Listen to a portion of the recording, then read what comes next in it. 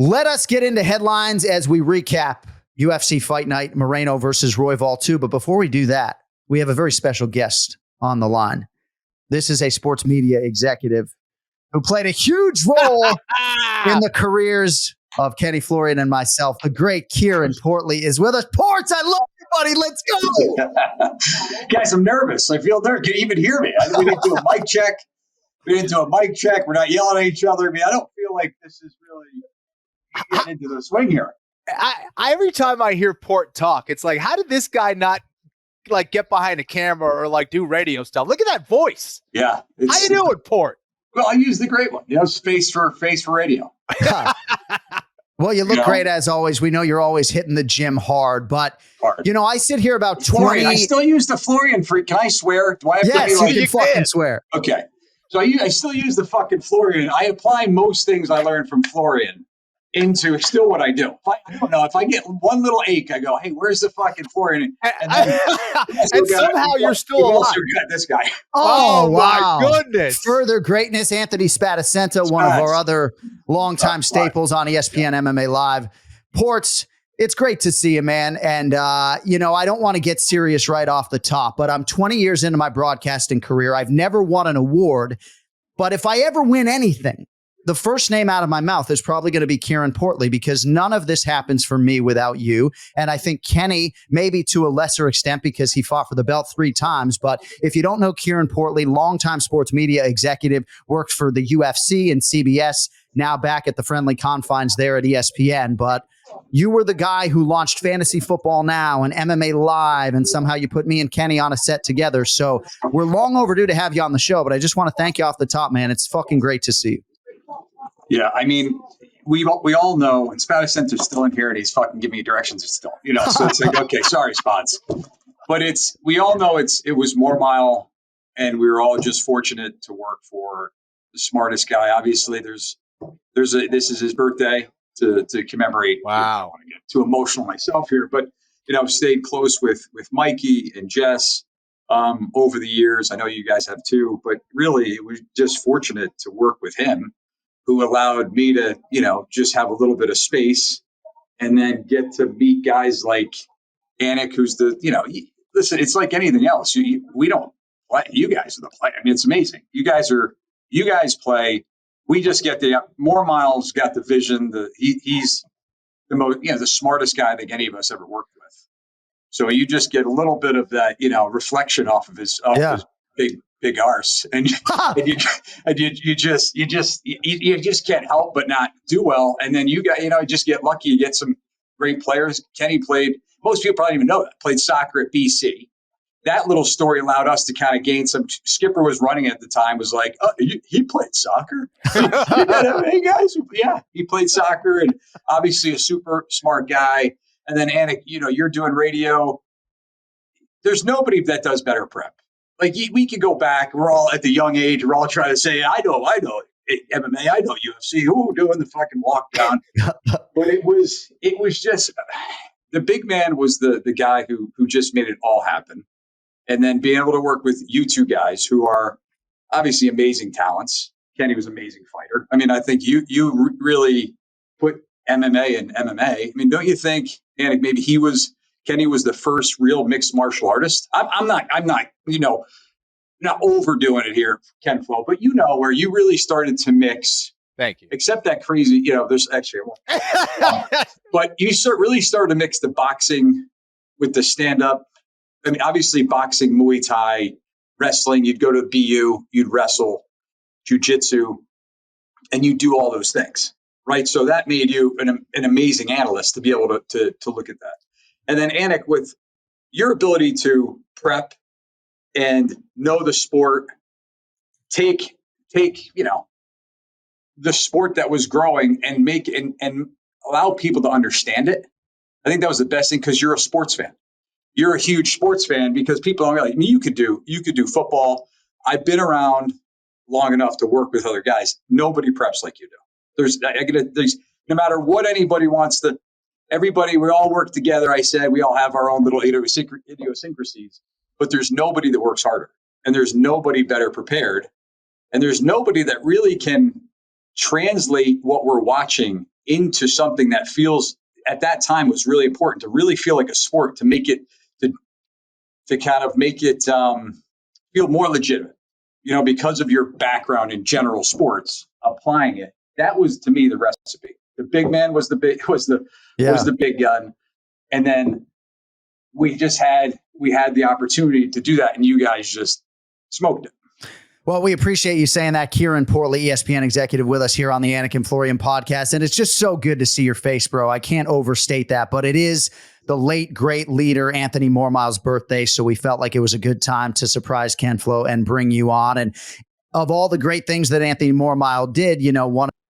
Yeah. Well, do we have a little, is this live? Yeah, it is. Well, no, I mean, we could assume it is, but I think we just lost Jon. Well, it's almost like UFC when we were UFC 100 and we lost Jon's mic. Exactly. And it was like we lost Jon's mic. It was like, Kenny, we're live on SportsCenter. So we're telling that joke where we lost your mic. I think it was we lost your mic. So it's Lesnar's coming up. We're sitting there. We're like, we don't have. I think the lights went out, or somebody pulled the plug. Or Brucey was something. Brucey did something probably. God rest his soul. Right. It was like, okay, Kenny, you're just gonna have to take. I think we're on SportsCenter at that time because I think Lesnar was coming up, right, Kenny? Yeah, exactly. Unbelievable. That was wild. That was what just happened. So I've had some technical issues today. StreamYard giving us fits, but I was just going to ask you, Ports, and I know we only have about 10 minutes left of your time, but in terms of the UFC and mixed martial arts growth domestically. I mean, you were at the forefront of fighting for this sport 2006, 2007, when nobody in Bristol gave a modicum of a shit, right? No. And now here we are. There was the Fox deal for 7 years and now the ESPN deal. I'd imagine for you, even though you're not working in MMA on the day-to-day necessarily, it's pretty gratifying to see where this sport is domestically relative to, say, 2007. Yeah, I mean, here's a good Mormile story. Like Mormile sitting in I remember Norb. So I don't know. Let's just. You want to shut your door, Ports? There was a guy, and listen, Norby's great. And I know there's other Pat McAfee stuff going on, but Norby's great. And Mormile's in the meeting. I'm not sure if he's on the perch or not, because you guys I don't know if we could get some pictures of the big man in here. We will. He looked like Big Pun. So just try to think of Big Pun coming in on his moped. He's crushing a lot. He's coming in. He's on the moped, and he goes into the meeting. They used to have this meeting each week, and they look at him. And they go, because nobody could see me. The big man was so big, I'd be like in his pocket, So it was the big fella. You go, well, what's or he goes, the UFC's got to be done, right? Chuck Tito 2 or 3. Chuck Tito. After that, there's really not anything going on. Big man just turns and goes, do you think they're creating sports every couple years here, Norby? I mean, this is a new emerging sport. Put kind of the room on notice, not anybody in particular, but put the room on notice. And that's from that story. That's a great story to kind of look at the trajectory of the UFC, and amazing how Dana and Craig obviously still very close with everybody there, and Corsari's. I mean, they just have not only was it the sport, and then obviously the collection of great executives, Lorenzo, Dana, Craig running it, and Lawrence. I mean, they have a world-class organization. That's the one thing, is that they built a brand and organization. I know there's, some people can throw what the young kids show shade these days, but nobody threw bigger shade than Big Man, though. I got to tell you, the big fella it was a constant shade. But they really did an amazing job. So yeah, I'm just fortunate just to even be slightly involved. And then obviously when I turn on and watch you guys, I watch the pay-per-view. Kenny, I follow you, still choking people out and winning tournaments in the 70 and older category. Port, I'm just proud of you guys. Thank you, man. None of this would be possible without you, dude. But I get uncomfortable when I hear compliments, dude. You're kind of sending all these compliments about me and Jon. What were some of the funny things when Jon and I were coming up? Some of the dumb things that we did when we were started. Do you have any stories about that? I don't think. I mean, Flo, I just go back to like the funniest thing was like when Skipper was like he played soccer. Skipper is a big soccer guy. Yeah. And they're like, he played soccer at B. And remember, he went to like UFC 100, got a little blood. He came up and talked to you guys. Yeah. Remember, Skipper came up and spoke to you guys. And I think he even referenced that too. So I was always just looking for a way to at that time, like you said, Anik. Well, because Berger calls you Anik. But Anik, like he came up and talked to you guys. We were just looking to legitimize things. So I felt like, that was one of the reasons I always try to feel like I knew more than I did. I've been faking it for a long time, but knew more than, I ever did about the sport. But it was just to try to make it legitimate because I loved it so much. And then obviously loved you guys. And then it was like we had the family and just trying to legitimize a little bit of what we were trying to do within the walls of ESPN. So it was like we were all just trying to kind of move everything forward. And no, I mean, listen, Anik get all upset when you were trying to cut that weight. Or Anik, you're like, he's gonna fucking die. He's fighting Aldo, right? Yeah. He's fighting Aldo. I'm like, Anik, he's gonna be fine. You're worried. But Anik was legitimately worried. I just remember when I auditioned for you on the TV side and I had no television experience and you sort of said to me nicely, like, hey man, like we think maybe you could be the guy, but like, do you have Tourette syndrome or something? Cause you got a fucking tick and I'm not sure what we're going to do about that. Still got it. Still got the fucking tick. Because it's your cadence, right? And I just learned like, what is my feedback? The kid's good. He's way smarter than I am. So a little while, you get a little more humble. You look back, you're like, that was kind of stupid. But again, just making shit up as you go along. I mean, about anybody in this business, if they tell you they know what the hell they're doing, they're bullshitting you. Right. No, I agree with that. So, but it was like, but on camera, the only thing I didn't know is you couldn't do it. Right. And you fixed it, and it took you, and you fixed it, and you hit, dude. How many times have you not hit 12 seconds in this business? Like some podcast, if they're listening, you probably don't have any ratings because I'm on. But today, I mean, you guys have great ratings, but I'm just saying today. Is that 12 seconds? Hey, we got 12 seconds. You got to be out. You're out right at 12 seconds. Well, thank you, buddy. Hey, so before we let you go, I think part of the reason why, and I'm speculating here, you're not working in mixed martial arts with us is because you are bilingual and you have all this versatile value because you speak a bunch of different languages. But we do miss having you on the day-to-day with the UFC. And it feels a little bit weird for me being embedded with ESPN and not communicating with you on a regular basis about mixed martial arts because I learned so much from you. You know so much about it. So what is your day-to-day like right now, if you don't mind me asking? It's ESPN. It's kind of production, working with the production crews down in South America. I do. I again speak Spanish. So that is nice. When I was at the UFC, that's what I was doing mainly. It's a great market. We got the UFC is on in Brazil. Do we have it in? We have it in Argentina. I think Brazil. It's on Globo still. Yep. But there's still some connection to it. I still I stay in touch with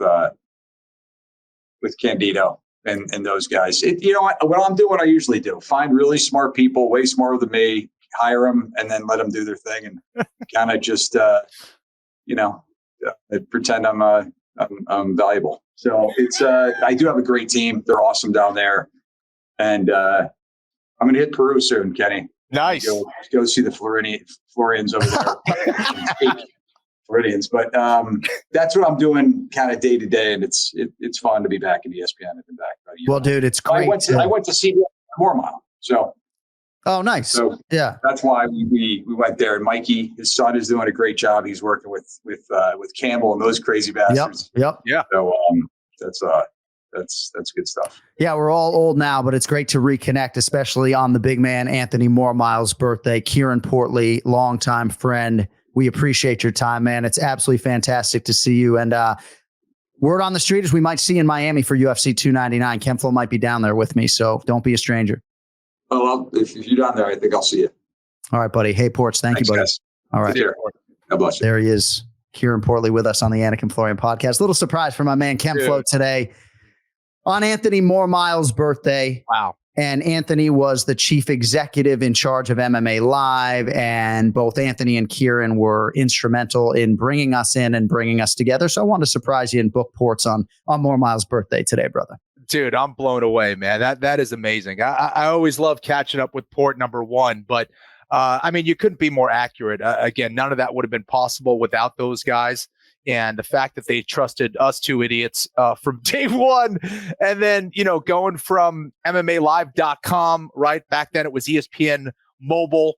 Now, obviously, it's like this is where everyone's watching their stuff. And Mormile was talking about that before anybody. And dude, what it's done for us in our careers, man, it's amazing. And it's because of those guys, Mormile and Portley. In 2008, we were working for ESPN Digital Media. To Kenny's point, it's an ESPN.com property. It was on ESPN UK. You may recall Michael Bisping fucking hated my guts because of my presence on that show back in the day. Perhaps because Dan Henderson was a guest analyst for a time. But then we migrated to ESPN2, and a couple years thereafter, Kenny and I went to work for the UFC in a more full-time capacity. But nice to sort of turn back the clock a little bit with Kieren Portley today on the Anik and Florian podcast. Now, though, I would like to get your thoughts, if I could, before Longo joins us in about a quarter of an hour.